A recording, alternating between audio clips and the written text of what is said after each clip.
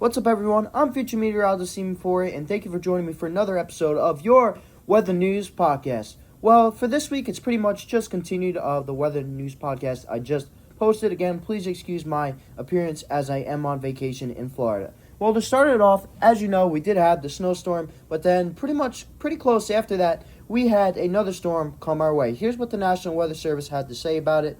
Strong, isolated, damaging winds were expected and definitely happened. Those winds were certainly gusting, blowing what was left of the snow around. Strong to isolated, damaging winds are expected and certainly happened through Tuesday. The entire area was under a wind advisory.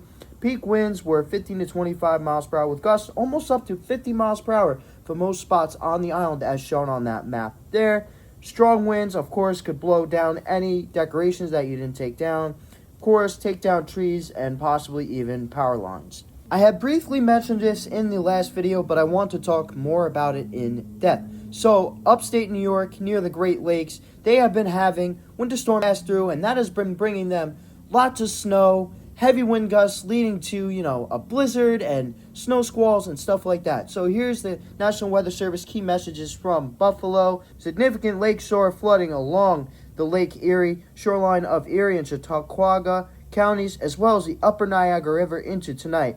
And then the lake effect snow. Heavy lake effect snow will develop later today and last through at least mid-week. Heavy snow and strong winds will likely result in whiteout conditions and blizzard. Of course, you guys are under a winter weather advisory, likely going to be a warning, and you can see the maps there, as well as the radar imagery of those whiteout conditions. Lastly, here is the high wind warning statement issued by the National Weather Service. High wind warning for Niagara, Orleans, Monroe, Genesee, and Chautauqua counties. Damaging wind gusts 60 to 70 miles per hour expected, especially northeast of Lake Erie, which caused some intense waves and even you able to walk on the bottom of Lake Erie, which I will mention in a few seconds. Wind will increase very quickly west to east. Strong wind gusts, of course, resulting in downed trees and everything we've talked about. Check out what has been on the news lately. The siege in Lake Erie. Man, that is just frightening to see. I hope everyone who lives in that area stayed safe and was not affected by the storm. Well, everyone, thank you so much for watching and have a wonderful weekend.